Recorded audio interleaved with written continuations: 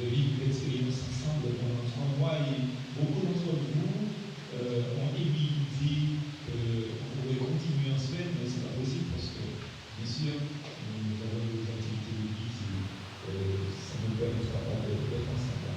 Alors, maintenant, ce matin, on se retrouve comme d'habitude, donc ça veut dire que je ne vous laisse pas forcément tomber. Alors, moi qui ai énormément utilisé l'Internet pour faire des réunions publiques, donc virtuelles aussi, vous serez surpris par la teneur de mon message ce matin. Vous allez comprendre ce que je veux dire parce que je pense qu'il y a un avertissement à faire donc, par rapport à ces églises virtuelles, n'est-ce pas? Même si ça a été une très bonne chose pour nous, mais je pense qu'il y a un danger. Et je dis c'est le responsable du MEF Martinique, comme quoi que je vais parler aussi parce que je vois qu'il y a un danger. Alors, je voudrais voir avec vous, vous n'avez pas les annotations à l'écran, ce thème réellement assemblé au nom du Seigneur. Réellement assemblé. Donc, qui fait opposition au thème, par exemple, suivant, virtuellement assemblé au nom du Seigneur. Donc, vous voyez, ce n'est pas la même chose. Et je vais voir 5 points avec vous. Le dernier point étant plus long que les autres. Mais le premier sera un rassemblement sur le principe de l'unité du corps de Christ. Et je vais vous dire après les autres points parce que, donc, c'est. Ah, mais finalement, on a une image. C'est bon. Ah, c'est des versets qu'on doit pas avoir. Merci beaucoup. Donc, alors maintenant, je voudrais avoir le même combat. Un rassemblement sur le principe de l'unité du corps de Christ. Alors, je continue mon introduction pour dire que, en commençant par un verset, par la parole de Dieu, bien sûr, dans Matthieu chapitre 18, au verset 20, le Seigneur dit, là où 2 ou 3 sont assemblés en mon nom, je suis au milieu d'eux. Ce sont les paroles du Seigneur qui sont donc citées ici. Donc ce qui équivaut à dire, ce qui veut dire, comme quoi que tout rassemblement, toutes sortes de rassemblements nécessitent un motif. Quel que soit l'endroit où vous allez, quel que soit ce que vous faites, donc il faut un motif pour vous rassembler, pour rencontrer quelqu'un, pour aller à un rendez-vous avec une personne. Il faut un objet à un rassemblement. Il faut un centre d'intérêt autour duquel on se réunit. Et pour nous, en tant qu'évangéliques, croyants évangéliques, en tant qu'enfants de Dieu, en tant que fils et filles de Dieu, en tant que, je vais dire, chrétiens, croyants évangéliques, pour nous cet objet, c'est une personne.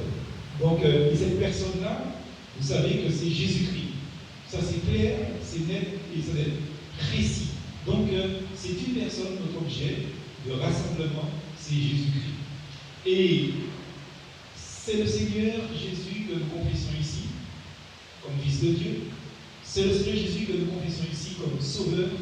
C'est le Seigneur Jésus que nous confessons comme Dieu. Amen. Alors, je me suis dit, par rapport au mot assemblée, comment les dictionnaires interprètent et définissent cela. Alors j'ai pu trouver que assemblée vient d'un mot latin, c'est un mot latin, ça vient du latin, et ce mot-là c'est un mot qui est riche de sens. Bien que sous ce mot-là on peut faire toute une étude biblique ou même tout un sermon. Alors j'ai découvert que ça a 2 sens. Il y a un sens populaire, et le mot ça signifie assimilare en latin, et ça veut dire mettre ensemble des choses ou des personnes. Et dans le langage populaire en latin, on a vu le langage populaire, ça veut dire ça, mais le langage classique, assembler veut dire simplement ensemble. On est ensemble. C'est ce que ça veut dire. Et ça, c'est le style de langage. Maintenant, je voudrais vous donner la définition que donnent les dictionnaires concernant le mot assemblée. Alors, il y a 3 sens. Alors, le premier sens, c'est réunir quelque chose, des personnes en les adaptant les unes aux autres, et si ce sont des choses, donc les parties, plusieurs parties en un tout, pour devenir une seule chose. Ça c'est intéressant. Par exemple, les gens qui aiment les puzzles comprennent ce que sont en train de dire, pour les choses. Deuxième définition, c'est réunir des choses distinctes les faire aller ensemble pour former un tout cohérent, harmonieux. Par exemple, quand on fait un carrelage, c'est ce qu'on fait, n'est-ce pas? Et vous savez qu'on a appris ça dans maçonnerie, donc on voit que les carreaux, si vous avez une boîte de carreaux, aucun carreau n'est identique. Vous voyez, donc c'est un assemblage de choses distinctes, mais pour les faire aller ensemble. Et quand vous regardez les carreaux posés par terre, par exemple, constatez comme quoi que c'est cohérent, c'est harmonieux. Et j'aime beaucoup cette définition-là. Donc aussi. Il y a aussi le troisième et dernier sens qui, à mon avis, nous concerne. C'est mettre ensemble en combinant des choses. Être capable d'assembler des idées, des pensées et des personnes. Et là, ça ressemble à l'Église. Alors, dans le sens littéraire, le mot assembler, ça veut dire réunir, rassembler des personnes. Et c'est ce que Christ a fait à la croix. Il a rassemblé des êtres de toute race, de tout peuple, pour faire un peuple qui est devenu son corps. Est-ce qu'il y a bien ça?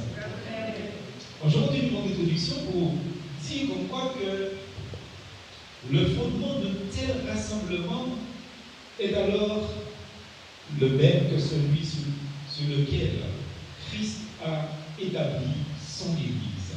Alors si nous prenons dans Matthieu chapitre 16, versets 16 à 18, voilà ce qui est dit. Simon Pierre répondit, tu es le Christ, tu es le Fils du Dieu vivant. Jésus, reprenant la parole, lui dit, tu es heureux, Simon, fils de Jonas, car ce ne sont pas la chair et le sang qui t'ont révélé cela, mais c'est mon Père qui est dans les cieux. Et moi je te dis que tu es Pierre et que sous ce roc, je bâtirai mon Église et que les portes du séjour des morts ne prévaudront point contre elle. Amen. Et l'apôtre Paul, dans la première aux Corinthiens, au chapitre 3, au verset 11, dit « Car personne ne peut poser un autre fondement que celui qui a été posé, savoir Jésus. » Donc l'assemblée fondée sur Christ est une assemblée réelle. Réelle. Construire par Jésus-Christ. L'Église, frères et sœurs, n'est pas virtuelle. Et elle ne le sera jamais, jamais, jamais. Ce n'est pas une organisation humaine. L'Église est une œuvre de Dieu, donc elle est divine. Et il est évident qu'on voit que Dieu est un Dieu d'ordre, dit l'apôtre Paul. 1 Corinthiens 14, au verset 40. Selon la parole divine, mais que tout se fasse avec bienséance et avec ordre. Si l'Église demeure virtuelle, l'ordre devient impossible. On se retrouve comme au temps d'Israël, quand il n'y avait pas de roi, chacun faisait ce qu'il voulait. Parce que le corps est virtuel à ce moment-là. Il faut bien comprendre ça, frères et sœurs. Si l'Église demeure virtuelle, l'ordre divin, ce qui vient du Seigneur, devient impossible. L'ordre voulu par Dieu devient impossible. Et je dis donc, non seulement à vous qui êtes présents, mais à tous ceux qui nous regardent sur Internet et partout ailleurs, que nous nous trouvons dans une situation particulière. Et nous avons été pratiquement les premiers à nous adapter à une situation particulière. Mais ce qu'il faut comprendre, c'est que cette situation particulière ne doit pas rester une situation définitive. Et que s'il y a des frères et sœurs, je ne vais pas dire s'il y a des frères et sœurs, parce que dans notre église, on a des personnes qui sont gravement malades et qui ne peuvent pas être avec nous par rapport aux mesures de distanciation qui doivent être prises. Si ces personnes ne sont pas des nôtres ce matin, aujourd'hui, et si dans notre église, dans le monde entier, il y a des frères et sœurs qui n'ont pas pu se réunir dans leur assemblée à cause de leur maladie, parce qu'elles sont des personnes à risque, je vous dis, c'est une situation provisoire. L'Église n'est pas et ne sera jamais virtuelle. Et je crois que c'est l'une des raisons pour laquelle je ne veux pas continuer à faire des méditations en semaine, ni des études bibliques en semaine, pour ne soutirer personne à rester chez elle, alors que son Église a déjà ouvert la salle. Ne vous adaptez s'arrêtez pas à une situation exceptionnelle, une situation accidentelle, une situation inaccoutumée, en mettant de côté toute la doctrine, tout l'enseignement ecclésiologique pour justifier une église virtuelle que Christ n'a pas fondée. L'église, elle est réelle, elle donne pratique. Donc l'église, c'est le contraire donc, de ce qui se passe ailleurs. L'église doit se voir. L'église, c'est le témoignage. Et aucune église virtuelle ne donne de témoignage.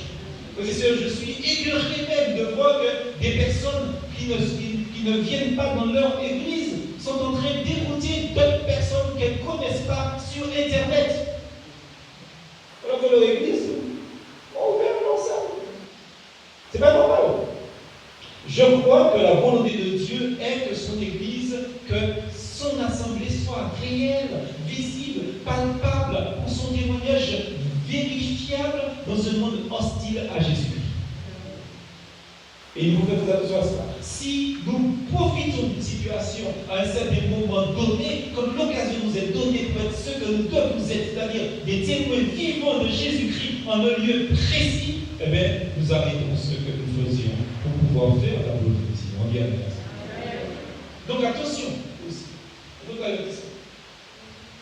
Parce qu'il est possible aussi que des croyants s'assemblent par convention, c'est-à-dire par tradition, par cette habitude volontairement due, je veux dire, dans un même lieu, c'est-à-dire là où nous sommes, et autour de la table du Seigneur aussi, bien évidemment, sans qu'ils soient véritablement assemblés au nom du Seigneur. Quand nous venons ici, nous venons au nom du Seigneur. C'est important. Et il y a une chose que je veux dire, parce que là aussi, c'est pour moi capital de parler de ces choses. Vous savez, dans le premier mois, concernant le Covid-19, beaucoup de croyants de notre église m'ont posé la question, mais pasteur, comment ça se passe pour la Sainte-Seine? Je dis, il n'y a pas de Sainte-Seine. On ne fera pas Sainte-Seine. Et si on était resté une année comme ça, on n'aurait pas fait de Sainte-Seine pendant une année. Parce que je reste convaincu que la Sainte-Seine, ou le repas du Seigneur, c'est quelque chose qui doit être palpable et non virtuel. Ah oui, c'est bien ce que je vous dis, frères et sœurs. Et quand j'ai appris qu'il y a un pasteur qui a fait une Sainte-Seine virtuelle avec son église par Internet, chacun est resté dans sa maison, et chacun a pris la Sainte-Seine, j'ai dit, mais quelle horreur, quelle aberration, quel blasphème. Et je demandais à ce que cette chose-là ne puisse plus se reproduire, parce qu'à aucun moment, frères et sœurs, le Seigneur ne nous donne ce commandement. Très attention, ne pas tomber. Il y a des gens qui, dès qu'ils voient un gouffre, une faille, ils tombent dedans, et Satan ouvre la faille en allée, en boulevard. C'est-à-dire, mais qu'est-ce qui est dit dans la Bible? Je suis biblique quand je dis ça. Qu'est-ce qui est dit dans la parole de Dieu? Chaque fois que vous vous rencontrez, que vous vous assemblez, faites ceci, mes bons. Chaque fois. Et pour moi, toutes les réunions qu'on a eues sur Internet, en virtuel, pour moi, je ne me suis pas rassemblé avec vous. Je ne sais pas comment vous interprétez ça. Mais pour moi, je vous dis, je ne me suis jamais, il y a 3 mois, je ne me suis pas rassemblé.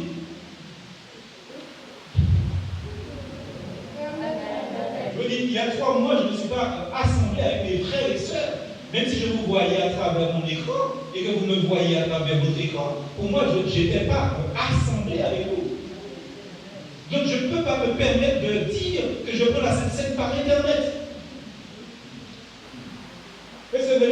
Demain matin, il faut faire attention, comme je disais à ces pasteurs. Je dis demain matin, quand vos chrétiens vont vous dire que le jour de la Sainte-Seine, ils ne viennent pas parce qu'ils prennent la Sainte-Seine par Internet avec vous pendant que vous êtes dans l'église. Vous n'avez rien à leur dire. Ben oui, il faut bien, vous avez recouvert une porte, vous avez accepté ça. Vous n'avez rien à leur dire. Il faut faire très attention, nous ne sommes même pas encore rentrés dans le message, je prends l'écoute.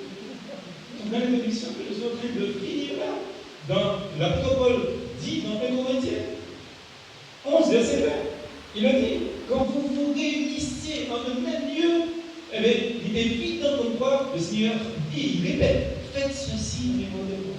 Faites ceci quand vous vous réunissez chaque fois que vous m'encontrez. Parce que ça veut dire pourquoi que les gens que je n'ai pas croisés dans la rue, il y a 3 mois, ça veut dire qu'il y a 3 mois, on ne s'est pas vu.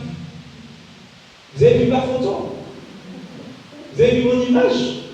Mais vous ne m'avez pas vu. C'est comme un chrétien sur Internet qui un jour me dit, il me connaît bien, mais je ne vous connais pas.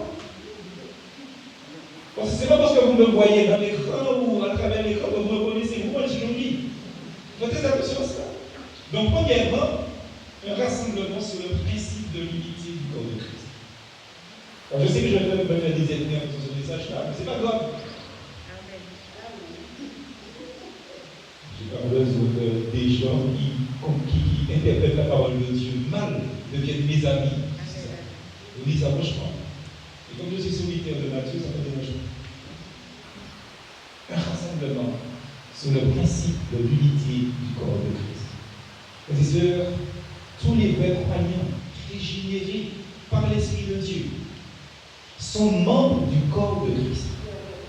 Ils sont membres du corps de Christ. Dans Éphésiens 4, verset 4, il est dit, il y a un seul corps.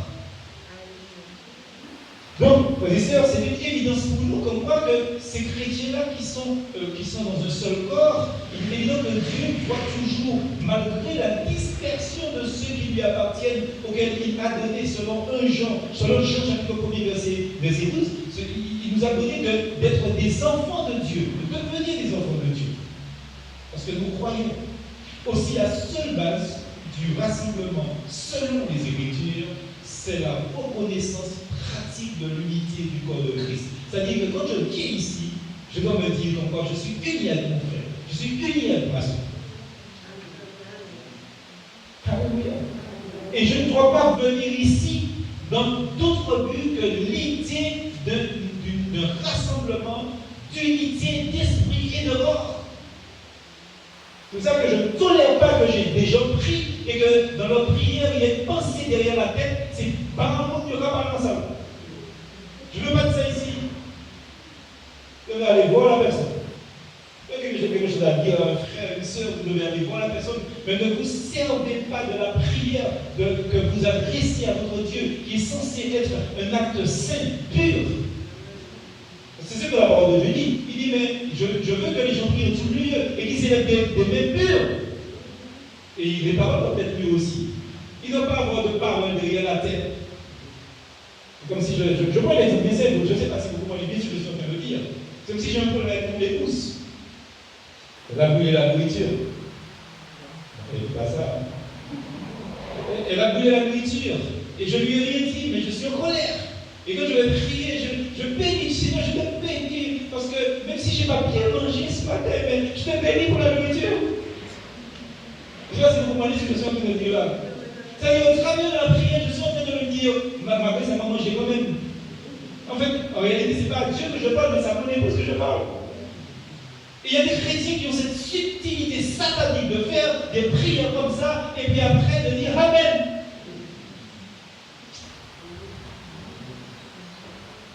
C'est pas pur ça. Quelle que soit votre intention, vous ne devez pas prier parole par monde dans la prière. Vous savez pourquoi les gens disent dites Amen. Parce que c'est important que nous puissions bien comprendre ça, frères et sœurs. Tout ce qui se fait dans le rassemblement doit se faire avec le principe de l'unité du corps de Christ. Comme ça que nous devons fonctionner. Donc, le témoignage est rendu pendant les chants, le témoignage est rendu pendant les cantiques, pendant les prières, autour de la table du Seigneur, avec notre participation, frères et sœurs, en tous sens, dans le repas du Seigneur, pendant le repas du Seigneur, dans les discussions, dans les échanges, etc., fraternels. Et il est évident, frères et sœurs, de ce que la volonté de Dieu. Deuxième point, un rassemblement par la puissance du Saint-Esprit qui en est le directeur. Ne l'oubliez jamais, frères et sœurs. Le directeur du culte, c'est le Saint-Esprit. Le Saint-Esprit habite dans le croyant et il est présent dans l'assemblée. Ne l'oubliez jamais, frères et sœurs. Dans 1 Corinthiens chapitre 6, verset 19, il est dit « Ne savez-vous pas que votre corps est le temple du Saint-Esprit qui est en vous, que vous avez reçu de Dieu, et que vous ne vous appartenez pas à vous-même ?» Et dans Éphésiens 2, verset 22, il est dit « En lui, vous êtes aussi édifiés pour être une habitation du Saint-Esprit, une habitation de Dieu par le Saint-Esprit. » Alors c'est important que nous puissions comprendre qu'en conséquence, les sœurs de l'œuvre de la rédemption et de l'exaltation de Christ dans le ciel, avec que Christ est en chaque croyant par son esprit. Et ça veut dire, frères et sœurs, que si le Seigneur Jésus, il est présent au milieu de nous, comme il le dit dans Matthieu chapitre 18, verset 20, il dit, car là où deux ou trois sont assemblés en mon nom, Il est bien dit assemblée. Là où deux ou trois sont assemblés, ils ont traduit dans cette version par réunis, mais c'est assemblée en mon nom. Je suis au milieu d'eux. Quand vous êtes dit que je ne peux pas être assemblé si je ne suis pas à côté de l'autre.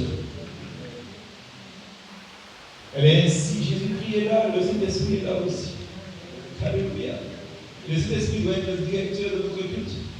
Le Saint-Esprit doit être le directeur de nos réunions, de nos activités, même s'il s'agit, par exemple, cet après-midi, d'une rencontre des jeunes. Le Saint-Esprit est le directeur de la rencontre des jeunes. Même s'il s'agit d'une réunion du groupe de prière, le Saint-Esprit est le directeur de la réunion du groupe de prière. Même s'il s'agit du groupe d'hommes, du groupe de femmes, même s'il s'agit du groupe d'accueil qui se réunit ici pour prier ou pour mettre des choses pratiques, le Saint-Esprit est le directeur de ces réunions-là. Qu'est-ce que c'est là? Il doit être reconnu à sa juste place dans l'Assemblée pour diriger, pour conduire, pour enseigner, parce qu'il est l'auteur de diverses activités dans l'Église. Et je déplore, mes sœurs, voyez, c'est une de nos tares en tant que baptistes, que nous ayons relégué de cet esprit, je ne sais plus où, je ne sais pas si vous avez encore chanté un formidable chanteur. Mais j'ai trouvé ce chanteur génial, je sais même bien comment on le voit chanter après le culte, parce qu'en plus ça va avec le message de ce matin. Mais je ne sais pas si vous avez observé, dans ce chant-là, il est parlé de Dieu le Père, il est parlé de Dieu le Fils, mais il n'est même pas parlé de Dieu le Fils. Alors peut-être que je me suis égaré quelque part, mais j'ai bien regardé les mots, j'espère que je me suis trompé. Mais vous voyez, c'est pour ça ne veut pas dire que ce n'est pas un bon chant, mais le problème c'est qu'on a tellement peur de tomber dans l'extrême qu'on prend des prises de position et on tombe dans l'autre extrême. Il nous faut une juste mesure des choses. La présence du Saint-Esprit est une évidence parce qu'elle est suffisante pendant l'absence physique de notre Seigneur Jésus-Christ. Mes sœurs, si nous n'avions pas besoin du Saint-Esprit, Jésus-Christ ne l'aurait pas envoyé. C'est ce qu'il a dit dans Jean chapitre 14, verset 15 à 17. Si vous m'aimez, gardez mes commandements. Et moi, je prierai le Père et vous donnerez un autre consolateur. Un autre consolateur. Vous savez ce que je lis dans cette phrase? Si le Saint-Esprit est un consolateur, Jésus-Christ aussi est un consolateur. Puisqu'il est question de notre consolateur. Parce que quand il était avec les disciples, il les consolait. Oui, amen, il les consolait. Mais quand il est parti, il a envoyé un autre consolateur. C'est le Saint-Esprit. Et c'est ce qui est dit dans le texte. Un autre consolateur avec une demeure éternellement avec vous.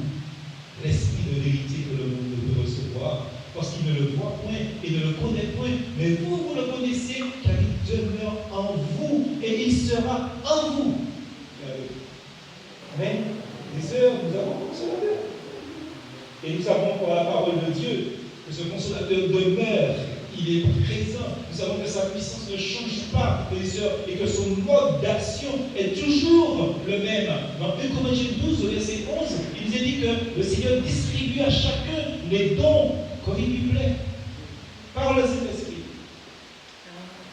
Donc, ce n'est ni une caste, ni un clan qui est mis à part par les hommes que l'Esprit emploie. Les sœurs, c'est l'Esprit même qui emploie les hommes.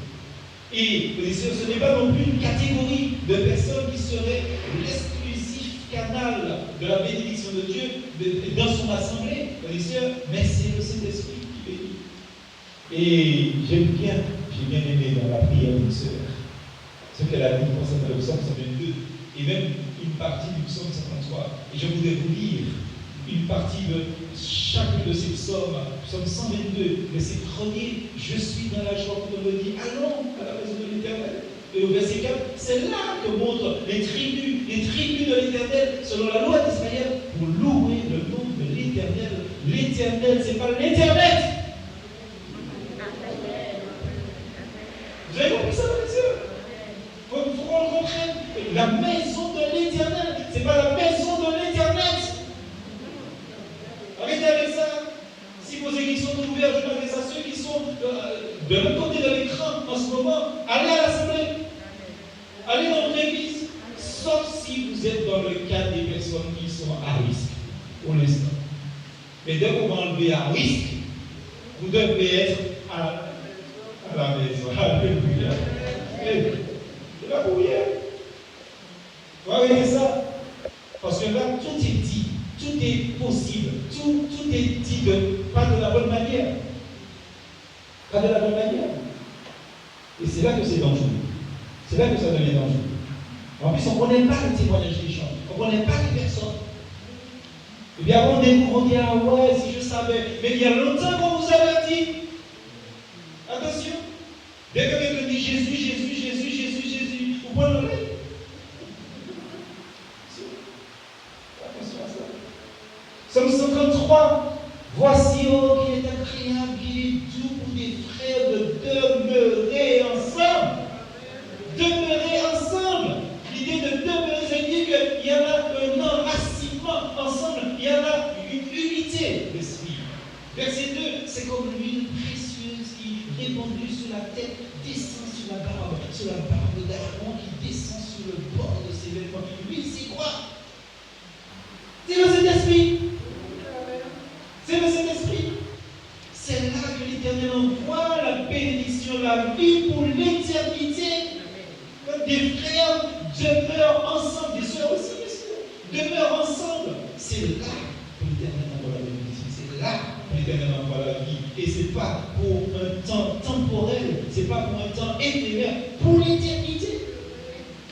Alors nous comprenons que les sœurs ici, qu'être dans l'assemblée ne dépend pas du bon plaisir de croyants avant tout. C'est une loi, c'est un commandement de l'Éternel. Ce n'est pas si on vit, c'est parce que bon Dieu nous veille. C'est sa volonté, c'est son plan.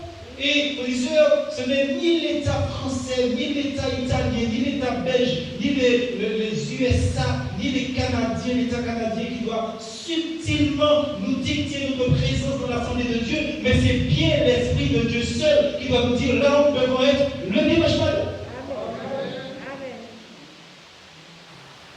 Une persécution subtile. Je disais, un grand responsable évangélique, il y a 2 mois, je disais, j'ai jamais pensé qu'un jour, je me serais conformé à un ordre comme ça de ne pas me réunir.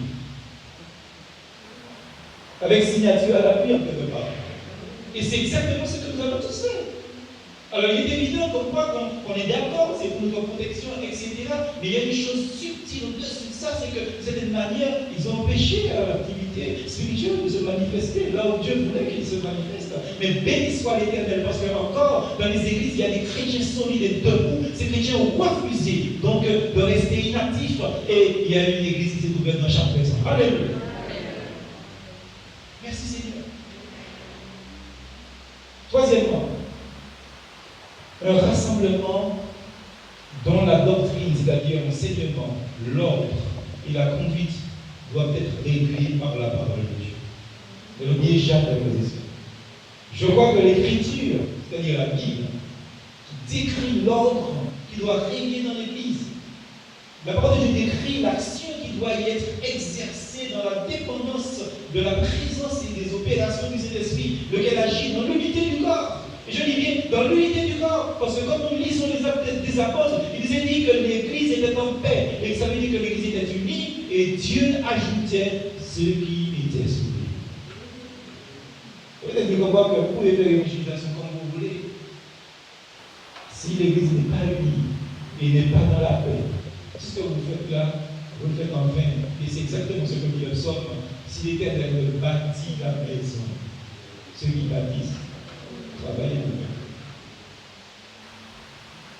Et je me dis bien que ce n'est pas une question de volonté personnelle, c'est une question d'être dans la volonté de Dieu. Et la volonté de Dieu, mes sœurs, elle est claire, elle est nette dans sa parole. Et je pense aussi que très souvent, vous faites très attention, parce que ce n'est pas par la consécration, mais dans la doctrine qui nous est donnée, mes sœurs, qui est garantie. Donc, qui est su par Dieu, l'enseignement est garanti par Dieu, c'est dans l'enseignement pour les sœurs que nous allons trouver la bénédiction que nous recherchons en y étant soumis. Dans 2 Jean, chapitre 2 Jean 9, pardon, il nous est dit quiconque va plus loin et ne demeure pas dans la doctrine de Christ n'a point Dieu. Et celui qui demeure dans cette doctrine a le Père et le Fils. Si quelqu'un vient à vous et n'apporte pas cette doctrine, c'est-à-dire cet enseignement, ne le recevez pas dans votre maison et ne lui dites pas ça. Vous savez, on est plus gentil que Dieu, on n'est plus amour que Dieu. Quand Dieu nous dit de ne pas faire quelque chose, Donc Dieu n'a pas d'âme. C'est lui qui a dit ça. C'est la parole de Dieu, je vais le lire là. Vous voyez? Donc, selon le plan divin, frères et sœurs, si quelqu'un est réellement membre de l'Église, il est membre de l'Église partout où il va.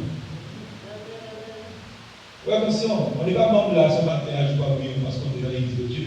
Quand vous allez retourner dans vos maisons, quelques lieux, depuis cette Marie, Marigot, Lorrain, Basse-Pointe, Magouba, Lajupa, Manouche, Saint-Pierre, Carbet, Chercheur. Je sais pourquoi je cite des Européens, je cite des gens qui sont chez nous. Quel que soit l'endroit où vous êtes membre de l'Église partout. Et je n'ai même pas parlé de la menthe et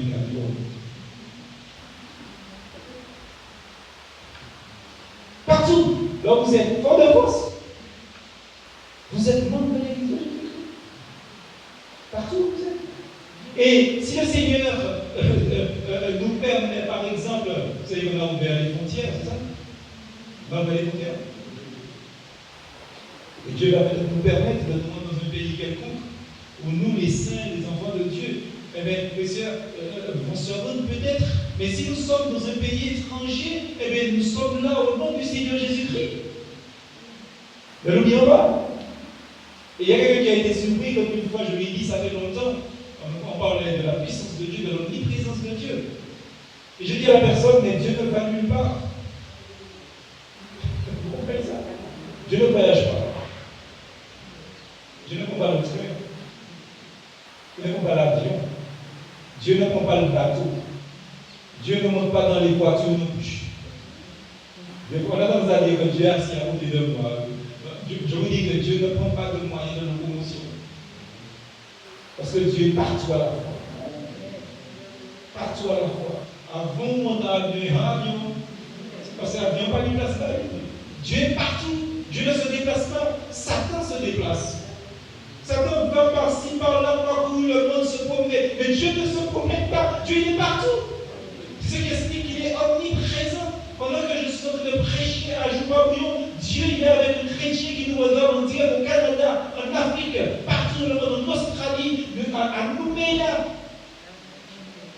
En même temps, Dieu est partout, Dieu ne se déplace pas. Nous nous déplaçons. Et sachons que chaque fois que nous nous déplaçons, nous sommes un membre du corps de Christ, de ce Dieu-là, et que Dieu nous observe. Et nous ne sommes pas membres de l'Église universelle en vertu d'une permission, d'une forme de politesse de la part de qui que ce soit. Nous le sommes par la grâce de Dieu. Alléluia.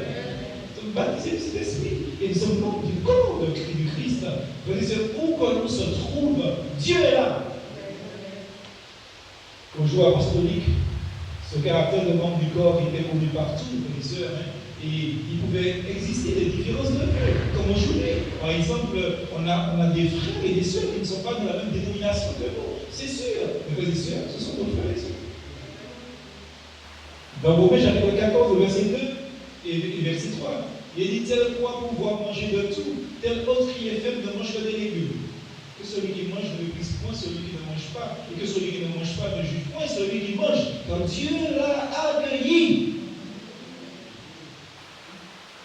Et dans Philippiens et Romains, Philippiens 3 et Romains 15, il dit, recevez-vous les uns les autres, comme aussi le Christ vous a reçu à la gloire de Dieu. Et l'Épître aux Hébreux exhorte les croyants à se souvenir de leurs conducteurs qui leur ont annoncé la parole de Dieu. Hébreux 13, verset 7. Souvenez-vous de vos conducteurs qui vous ont annoncé la parole de Dieu, considérez qu'elle a été la fin de leur vie et imitez leur foi. Voilà un verset qui donne une calotte à ceux qui pensent qu'ils n'ont pas à avoir de modèle humain. Vous voyez? Or, la parole de Dieu nous dit, regardez vos serviteurs et imitez leur foi. Il n'a jamais été dit, prenez au bout de Jésus-Christ, mais imitez leur foi. Donc les croyants vont le reconnaître des hommes et des femmes modèles comme des instruments que Dieu a employés justement pour leur apporter enseignement et comportement pour pouvoir le suivre aussi. Et il est évident qu'on voit qu'en le faisant, nous glorifions le Seigneur. Quatrièmement, le titre est long.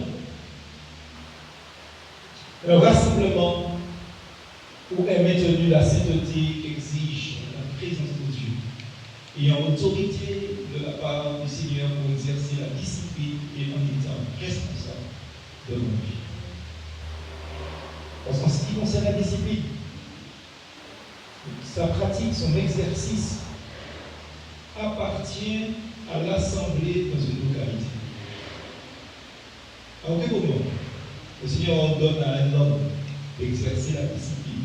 C'est l'Église, la localité. Et son but, le but de la discipline, c'est la gloire de Dieu. C'est la séparation avec le mal. C'est la restauration de l'âme dans la communion avec le Seigneur. Les sœurs, l'Église spirituelle ne pratique pas la discipline. Comment vous pouvez discipliner quelqu'un que vous ne connaissez même pas, que vous ne voyez même pas? Les sœurs, moi je m'insurge contre cette tendance qui commence à se développer avec cette histoire d'église spirituelle. Je m'insurge. Oui, on a profité de cela. Oui, on a même abusé au maximum, exploité cette situation, mais parce que c'était provisoire. Parce que dès que l'occasion nous est donnée par le Seigneur, on peut nous reprendre notre habitude. Très attention. Selon les Corinthiens chapitre 5, le péché commun du chrétien affecte le corps qui est un. C'est comme si c'est un bobo. Et il faut le penser. Si ce péché n'est pas jugé, la Bible nous dit dans ce même texte qu'un peu de levain fait lever toute la pâte. Dans le confinement, il y a beaucoup de personnes qui sont devenues cuisiniers, pâtissiers, etc. Et on a pu constater qu'un peu de levain fait monter toute la pâte. Il ne faut pas vous tromper. Parce que si vous mettez trop de levain, vous risquez de ne pas avoir assez de four. Vous contenez le gâteau, comme ça va commencer à gonfler. Non, un peu de levain fait lever toute la pâte, nous dit le Seigneur. Pour me dire pourquoi que dès que le mal est là, donc on va le traiter pour pas qu'il affecte le corps. Dans l'église spirituelle, on ne sait même pas s'il y a mal, on ne sait même pas s'il y a bien. On ne sait rien. Donc, l'association avec le mal, dans la maison du Seigneur, à la table du Seigneur, etc., c'est quelque chose qui souille ceux qui sont aussi dans l'église. Là, c'est vous comprenez ce que je viens de dire. Je vous ai dit que le péché connu de chrétien affecte le corps. Nous sommes dit comme quoi que si on soutire le péché dans l'église, ça souille les autres croyants aussi. Et surtout à la Sainte Seine aussi. Je crois qu'un chrétien qui a un mauvais témoignage, public, surtout public, devait s'abstenir de la Sainte. Il y a des gens qui disent oui, mais c'est bien son Dieu. Non, je ne suis pas d'accord avec ça. Je ne suis pas du tout d'accord avec ça. Moi, je crois, frères et sœurs, que ce chrétien il doit lui-même s'auto-discipliner. S'il sait que publiquement tout le monde sait qu'il est un mauvais exemple, il doit s'auto-discipliner. Il faut être très attention à ça. Nous pensons comme quoi qu'on doit faire les choses comme ça. Si nous dit comme quoi que des gens qui ont agi mal sont en son mort. Faites très attention. Il y a une autorité judiciaire dans l'Église de Dieu. Et je crois que cette justice doit être exercée dans l'obéissance à la parole de Dieu.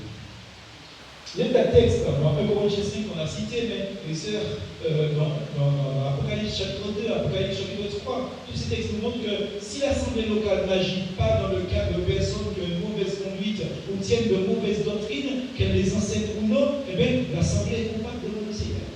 L'assemblée. Ce n'est pas le pasteur. L'assemblée. Attention. L'assemblée locale est responsable devant le Seigneur de la réception, donc, à la table du Seigneur, bien sûr, mais aussi à la maison du Seigneur, donc des personnes qui sont admises. Chaque fois qu'une personne est admise dans l'Église en tant que membre, l'assemblée est responsable de l'Église de ces personnes. Et nous devons faire en sorte qu'aucun mal ne soit admis dans notre assemblée. Et dans quelque assemblée que ce soit dans le monde de ceux qui nous regardent sur Internet. Cinquièmement, et dernièrement, un rassemblement non indépendant par rapport aux divers rassemblements qui marchent selon les mêmes principes scripturaires donc, de Dieu. Donc, Romains 12, verset 4, il est dit car nous avons plusieurs membres dans un seul corps et que tous les membres n'ont pas la même fonction. Nous avons plusieurs membres dans un seul corps. Donc, puisque le corps de Christ est un, puisqu'il n'y a qu'un seul esprit et que les croyants sont exhortés à garder l'unité par l'esprit, par le lien de la paix, ils doivent rejeter comme anti-structuraire, anti-norme, justement, le principe de l'indépendance des assemblées et des personnes. On n'est pas cohérent. Une église ne sera jamais indépendante. Vous savez ça? On dit que nous sommes une église baptiste indépendante, mais on ne peut pas être une église indépendante, spirituellement parlant. Parce qu'on dépend du Seigneur. On dépend du Saint-Esprit. Alors on est indépendant des autorités, certes, mais on n'est pas indépendant vis-à-vis de Dieu. Dieu met ça dans sa tête. Et ce n'est pas nous qui fixons les normes de règlement, de comportement, c'est le Saint-Esprit encore. Et bien, pour qu'il puisse, le Saint-Esprit puisse agir en ce sens, mais il faut bien une assemblée réelle. Il faut bien une assemblée réelle. Comment vous pouvez exercer la discipline, par exemple, comme on l'a vu dans le point précédent? Comment vous pouvez donc marcher dans les mêmes principes? Donc, le dernier point, dans le point 5, les sœurs, mais si l'assemblée n'est pas réelle, c'est pas possible. Le principe de l'unité du corps qui a été rappelé est aussi celui de la solidarité. Donc, des assemblées locales entre elles, bien sûr, mais des chrétiens entre eux aussi. Puisque les actes d'une assemblée sont. Vous savez que chaque acte d'une église est ratifié au ciel. Vous savez ça, les sœurs? Matthieu 18. Je vous le cite, les sœurs. Je vous le dis, c'est Jésus qui parle. Je vous le dis en vérité. Tout ce que vous lirez sur la terre sera lié dans le ciel. Tout ce que vous déliez sur la terre sera délié dans le ciel. Chaque acte d'une assemblée est ratifié au ciel. Et c'est pour ça que je dis tout le temps aux chrétiens, il faut avoir vraiment un manque de maturité spirituelle pour ne pas prendre ces choses. Un chrétien, dans une décision d'assemblée, ne peut pas voter blanc. Si vous êtes conduit par l'esprit, vous ne pouvez pas dire je passe. Vous ne pouvez pas dire je ne me prononce pas. Parce que vous êtes censé avoir le Saint-Esprit en vous et le Seigneur vous a choisi pour pouvoir ratifier, discuter de choses, prendre des décisions pour son assemblée. Et quand vous avez pris la décision, le Seigneur ratifie la décision au ciel. Ça veut dire que toutes les personnes qui votent blanc, ça veut dire qu'elles n'ont jamais pris de décision pour leur religion. Vous savez qui c'est qui s'est lavé les mains? Pilate.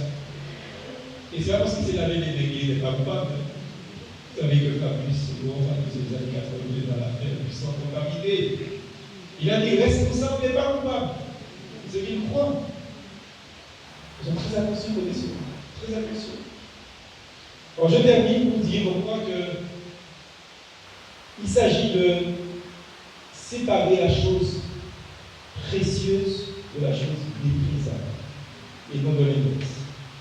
Et si nous le faisons, je pense que nous allons nous occuper du mal pour pouvoir l'enlever là où il ne doit pas être. C'est la volonté de Dieu. Mes sœurs, je vous fais lire ce texte de Jérémie 15, verset 19. C'est Dieu qui parle. Je dis, c'est pourquoi ainsi par l'Éternel, si tu te rattaches à moi, je te répondrai. Et tu te tiendras devant moi. Si tu sépares ce qui est précieux de ce qui est vide, tu seras comme la bouche. Ce n'est pas à eux de revenir à toi, mais ce n'est pas à toi de retourner vers eux. Les chrétiens ne voient pas ça. Quand les personnes ont manifestement détruit l'œuvre de Dieu, nous devons savoir ce que nous faisons. Nous devons savoir ce que nous faisons avec nos relations avec ces personnes. Très attention. Alors, je vous l'ai compris, il y a des chrétiens qui sont. Ils ont le don de l'amour. Ils ont le don de l'amour. Ils disent oui, mais vous savez, il faut qu'on s'aime. Je vous vois avec ça. Vous savez, même Dieu, je vais dans ce matin. C'est-à-dire que même Dieu honore ceux qui l'honorent. Vous avez déjà vu ça? Dieu honore ceux qui l'honorent. On dit quoi? C'est-à-dire qu'ils n'honorent pas ceux qui ne l'honorent pas. Dieu envoie le soleil, la bénédiction, la pluie sur ces gens-là, mais Dieu ne les honore pas. Dieu honore ceux qui l'honorent. Et si Dieu honore ceux qui l'honorent, pourquoi est-ce que les gens veulent que j'honore ceux qui me déshonorent? Comment les appelle ça? Faites attention à ça. Ça ne veut pas dire que vous n'avez pas l'amour pour votre prochain. Vous ne pouvez pas avoir le même comportement avec la personne comme si de rien n'était. Vous savez, j'ai lu une petite phrase, je ne suis pas très friand de ces choses-là, de plus en plus que je prends de l'âge. Mais, vous savez, j'ai lu une petite phrase d'une personne qui a écrit la chose suivante: si quelqu'un vous a fait tomber par terre et que vous vous êtes relevé, ne retournez jamais vers cette personne qui vous a fait tomber par terre, parce que cette personne va vous faire retomber là. Vous comprenez ça? Donc, ça ne veut pas dire que vous n'aimez pas la personne. Mais au risque que la personne fasse retomber, il vaut mieux garder distance.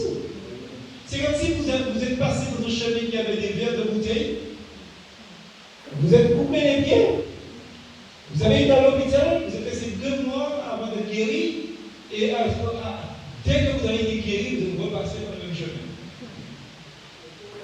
Et il y a un problème. En conclusion, frères et sœurs, bien-aimés, chers frères, chères sœurs, ici qui nous voient sur Internet, ayons réellement à cœur de nous laisser enseigner par le Seigneur, par Dieu, quant au caractère de témoignage collectif, vrai, réel, palpable, visible selon la pensée biblique et évangélique. Ne tombons pas dans le piège que l'économie est en train de fissonner, de tisser en ce moment, dans ce 21e siècle, pour nous faire croire que la manière dont les hommes ont agencé les choses, nous devons nous y adapter. Non. La manière dont Dieu a présenté les choses dans sa parole, c'est ce que nous devons faire. Que la parole du Seigneur, source de notre foi, soit aussi notre guide, soit notre âme puissante pour notre objet. Ne l'oubliez pas. Cet objet-là, c'est Jésus. Nous l'avons, frères et sœurs, dit et redit dans ce message à plusieurs reprises. Notre objectif, Jude chapitre 3, verset 3, pardon. Notre objectif, c'est combattre pour la foi qui a été une fois enseignée aussi, une fois pour toutes. Et notre objet, bien évidemment, c'est Jésus-Christ. Alors, selon Luc 11, verset 28, bienheureux ceux qui écoutent la parole de Dieu. Amen. Voici l'idée de prier.